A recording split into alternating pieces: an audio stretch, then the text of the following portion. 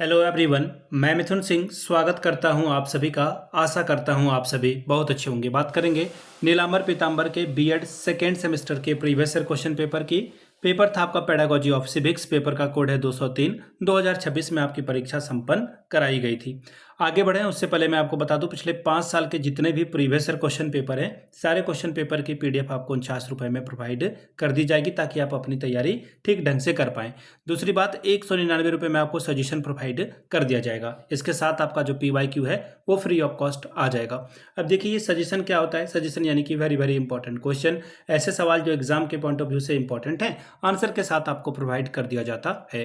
देखिए, ये बनता कैसे है सजेशन, तो पिछले 10 साल के PYQ को स्कैन करके इसे तैयार किया जाता है। दूसरी बात, आपका जो लेटेस्ट एग्जाम पैटर्न है उसको ध्यान में रखा जाता है। तीसरी बात, आपका सिलेबस क्या है, सिलेबस में कौन से टॉपिक हैं, और वैसे टॉपिक जिससे बार बार सवाल फ्रीक्वेंटली पूछे जाते हैं, उन टॉपिक को यहाँ पर शामिल किया जाता है। और आखिर में मेरा खुद का एक्सपीरियंस, मैंने BEd MAd कर रखा है। पिछले 2-3 सालों से अलग अलग यूनिवर्सिटीज़ में सजेशन देने का मैं काम कर रहा हूँ और काफ़ी अच्छी सफलता मुझे मिली है। अगर आप भी सफलता के भागीदार बनना चाहते हैं तो यहाँ से मेरी ईमेल आईडी आप देख सकते हैं, yourmithunsinh@gmail.com पे आप मुझे मेल कर सकते हैं। इंस्टा पे अगर आप हो, डू फॉलो मी @imithunsinh। वहाँ के आप मुझे व्हाट्सअप कर सकते हैं 7979054474 पे। तो चलिए आगे बढ़ते हैं और देखते हैं पेडागोजी ऑफ सिविक्स में किस तरह के सवाल पूछे गए थे 2026 वाले साल में। यहाँ से आपको देखिए दिख रहा होगा पेपर पेडागोजी ऑफ सिविक्स, यहाँ से आपको दिख रहा होगा ये पार्ट 1 है। और जब आप सेमेस्टर 4 में जाओगे तो इसका पार्ट 2 आप फिर से एक बार पढ़ोगे, यानी कि सब्जेक्ट की परीक्षा एक बार आपसे फिर ले ली जाएगी। ठीक है जी। अब यहाँ से देख लीजिए, सेशन था आपका वो था 24-26 का, और परीक्षा आपकी जो है 2024-26 में कंडक्ट कराई गई थी। ठीक है, इतनी बात तो आपको समझ में आ गई होगी। 1.5 घंटे का वक्त मिला था। 1.5 घंटे में आप 40 नंबर अगर आप लाते हो तो आपका काम बन जाता है। ठीक है, चलिए अब यहाँ से देख लेते हैं किस तरह का सवाल यहाँ पर पूछा गया था। सबसे पहली बात, सेक्शन ए या फिर ग्रुप ए की बात करते हैं। मल्टीपल चॉइस क्वेश्चन थे 10, और एक एक नंबर आपको मिलता है। 10 से कम 10 यानी कि 10 वंस आर 10 स्कोर आप कर सकते थे MCQ को सॉल्व करके। पहला सवाल, AIIMS and objective of teaching civics, नागरिक शास्त्र शिक्षण का मुख्य उद्देश्य क्या है। पहला है डेवलपमेंट ऑफ इकोनॉमिक इफिशिएंसी, यानी कि आर्थिक कुशलता का विकास। नहीं होगा भाई, सिविक्स पढ़ा रहे हैं तो हमें आर्थिक कुशलता से ज़्यादा मतलब नहीं है यहाँ पर। अगला है लीडरशिप ट्रेनिंग प्रोवाइड करना। ये भी अच्छी बात नहीं है, ये ठीक ठाक है, मतलब आधा ठीक आधा गलत है, पूरी तरह से गलत नहीं कर सकते। Development of a democratic citizenship, यानी कि लोकतांत्रिक नागरिकता का विकास करना, ये ज़्यादा सही है। अभी तक में सबसे ज़्यादा सही यही वाला ऑप्शन है। डेवलपमेंट ऑफ अ पर्सपेक्टिव, उदार दृष्टिकोण का विकास करना, ये भी ज़्यादा इंपॉर्टेंट नहीं है। आंसर आपका ऑप्शन नंबर 3 करेक्ट हो जाएगा। 3 जो है वो सबसे बेहतर आंसर है।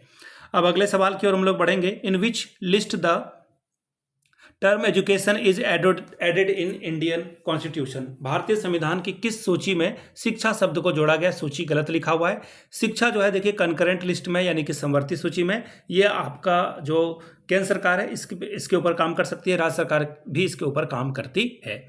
अगला सवाल देखिए क्या बोला गया है, what is there in lecture method, व्याख्यान विधि में क्या निहित है। तो सिर्फ भाषणबाजी निहित है, जैसे कि मैं अभी भाषणबाजी कर रहा हूं, आप सुन रहे हो। यहां पर आपका एक्टिव पार्टिसिपेशन बस इतना है कि आप फोकस होकर के मुझे सुन पा रहे हो, बाकी आप ना कुछ बोल पा रहे हो, ना कोई सवाल रेज कर पा रहे हो। आप कमेंट सेक्शन में कुछ सवाल पूछ सकते हो, तो कुछ हद तक ये थोड़ा सा कम लेक्चर मेथड है। यहाँ पे आप इंटरेक्शन थोड़ा बहुत कर सकते हो, लेकिन लेक्चर मेथड में क्या होता है, 1 वे कम्युनिकेशन, टीचर डिलीवर करता है और आगे बढ़ जाता है। डिस्कशन मेथड में 2 वे कम्युनिकेशन होगा, टीचर्स और स्टूडेंट दोनों मिलकर बातचीत करेंगे।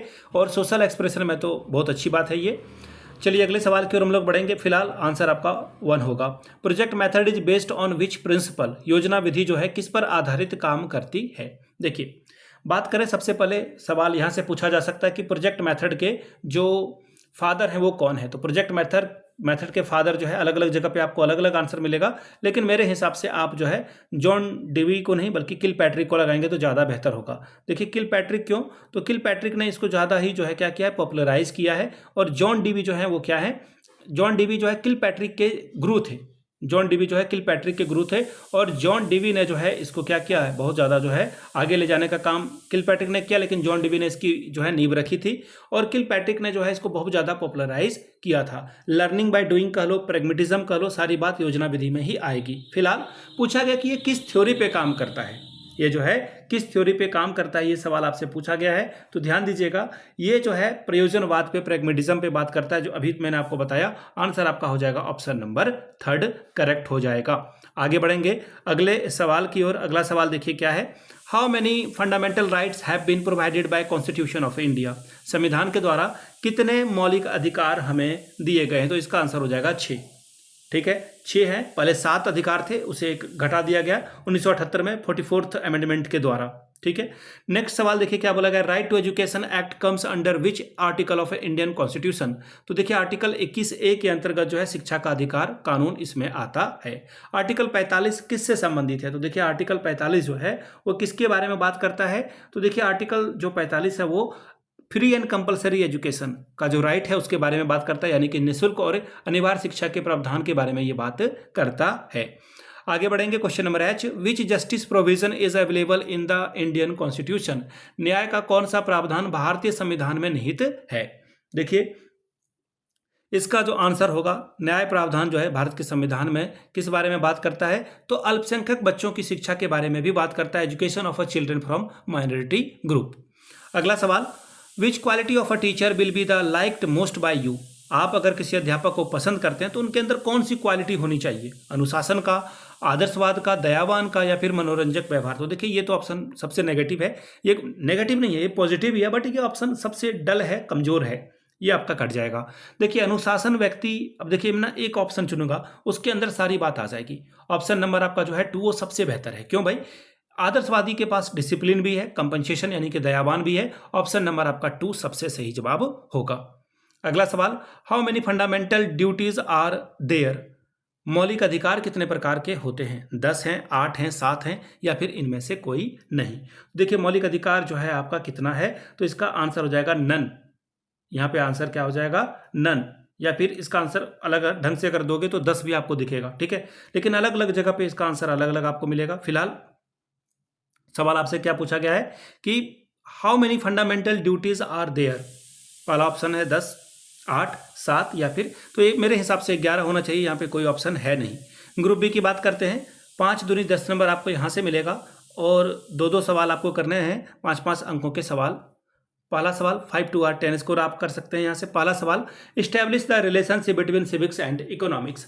अर्थशास्त्र और नागरिक शास्त्र के बीच के संबंध को स्थापित करें। तीसरा सवाल, right the significance of education for fundamental duties. मौलिक कर्तव्यों के लिए शिक्षा के महत्व को लिखिए। अगला सवाल, describe the different types of teaching material used in civics teaching. नागरिक शास्त्र शिक्षण में प्रयुक्त शिक्षण सामग्रियों के प्रकार का वर्णन करें। पांचवा सवाल, what is the place of civics in curriculum. पाठ्यक्रम में नागरिक शास्त्र का क्या स्थान है बताएं। बात करेंगे ग्रुप सी की 10 दूनी 20 नंबर आपको यहां से मिलेगा। पहला सवाल, discuss the nature and scope of civics teaching. नागरिक शास्त्र शिक्षण की प्रकृति और क्षेत्र की चर्चा करें। सातवां सवाल, what are the method of civics teaching, explain with the proper examples. नागरिक शास्त्र शिक्षण की विधियां कौन कौन सी है, उदाहरण के द्वारा इसे स्पष्ट करें। आठवां सवाल, what are the qualities that a teacher of civics should possess for putting proper impact on children. नागरिक शास्त्र के शिक्षक में कौन कौन से गुण होने चाहिए जिससे वह छात्रों पर उचित प्रभाव डाल सके। नौवां सवाल, what are the different approaches of a curriculum design in civics, describe. नागरिक शास्त्र में पाठ्यचर्या डिजाइन के मुख्य या फिर विभिन्न उपागम क्या है, इसका वर्णन करें। तो ये था आपका पेडागोजी ऑफ सिविक्स का क्वेश्चन पेपर नीलांबर पीतांबर यूनिवर्सिटी का। अगर आपको पिछले 5 साल का PYQ चाहिए तो ये आपको 49 में, अगर आपको सजेशन चाहिए तो 199 रुपये में ये आपको प्रोवाइड कर दिया जाएगा। यहाँ से मेरी email ID आप देख लें, yourmithunsingh@gmail.com पे आप मुझे मेल कर सकते हैं। इंस्टा पे अगर आप हो डू फॉलो मी @imithunsingh। बाकी आप मुझे व्हाट्सअप कर सकते हैं 7979054474 पे। वीडियो को आपने यहाँ तक देखा, प्यार दिया, इसके लिए आप सभी का बहुत बहुत शुक्रिया। Have a good day.